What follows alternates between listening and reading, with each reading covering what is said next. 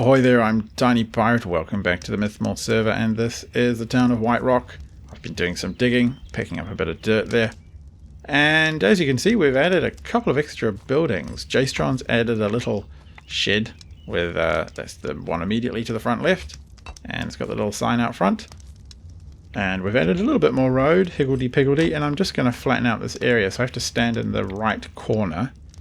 It's a bit hard to explain, but just trust me, I do. And then I have to hit drop on ground, and the ground gets raised, and that should now be a flat tile on all edges. So I can kind of check it, and I can plan a building there, which is great, because it has a sort of a overhang. That's the plan for this building. It'll have a road underneath the top floor.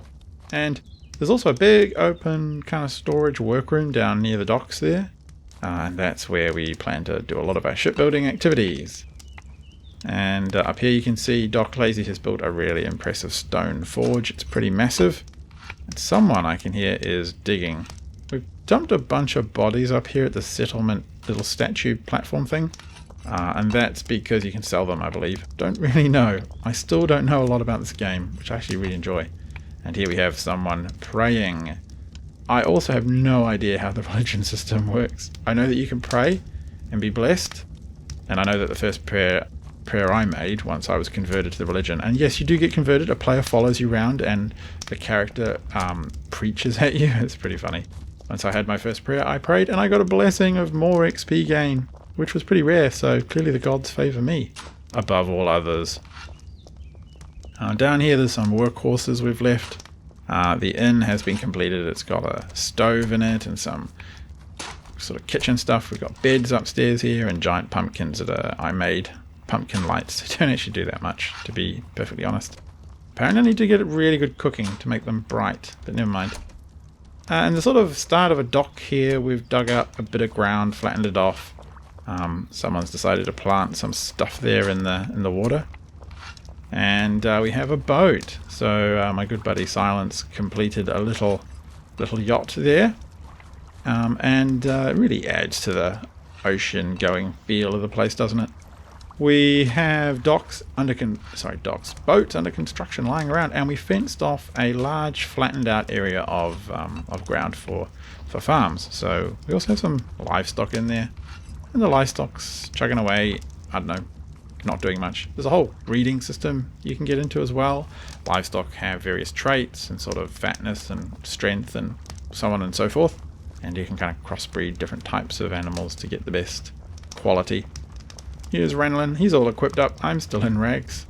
That's alright. And those big crackling piles are charcoal piles. We don't really need them for fuel anymore. You do need charcoal for fuel because I bought a patch of tar. So the game administrators came along and dumped a patch of tar off on the corner somewhere, which is good. I like supporting them. Here we are just finishing off the building of this, or the laying out of this building. And that's something we're chatting with the chaps with. And it's pretty much a straightforward building to throw together, and allows a bit of an upstairs for the player who wishes to claim it, and a bit of a downstairs for everyone else if they want to use it. Yeah, at this point I'm being converted to religion.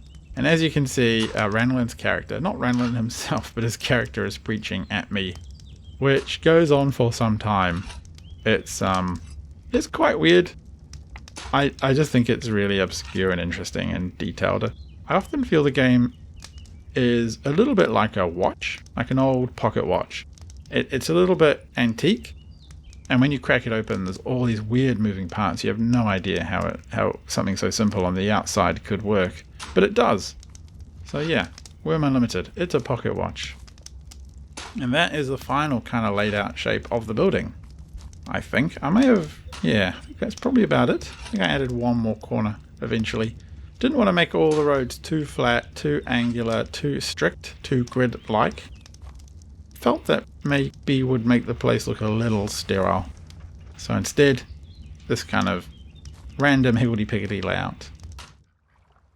A few days later I did some more filming, and we had, this is off from the side where we have some clay available to us, and the fog had rolled in. Quite atmospheric, I feel. And we've had some significant developments since the last time we filmed. So this was actually quite a bit, maybe a week after the last clip.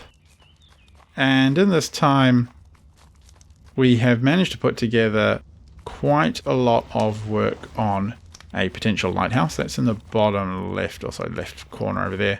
And we also have people working on boats. Whoop, that popped in.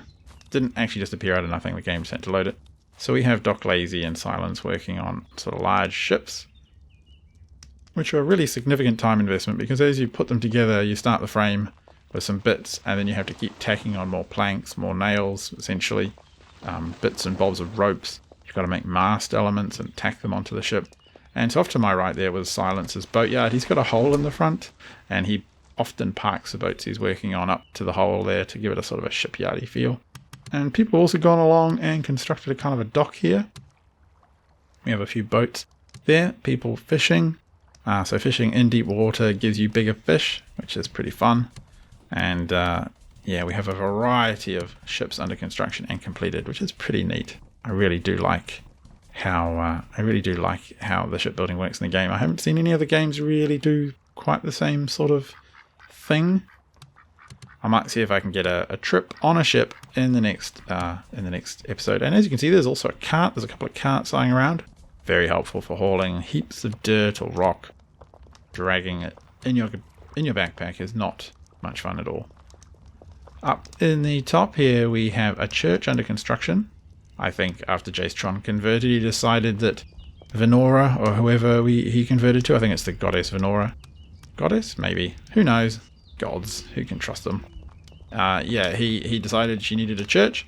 And up here, Doc Lazy has built himself a palatial mansion next to the mine. Which makes sense, because he's put a heap of time into that blimmin' mine. Pretty cool large building here. And on the inside, he's, I don't know, just started to kit it out with various useful things for his trade. Whoa, good job, get out of there.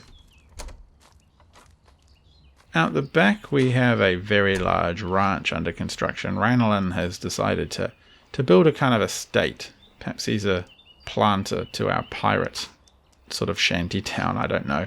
So he has off through the trees a substantial estate that he's building. It's going to be a ranch, I believe. And he has planned out lots of area for that.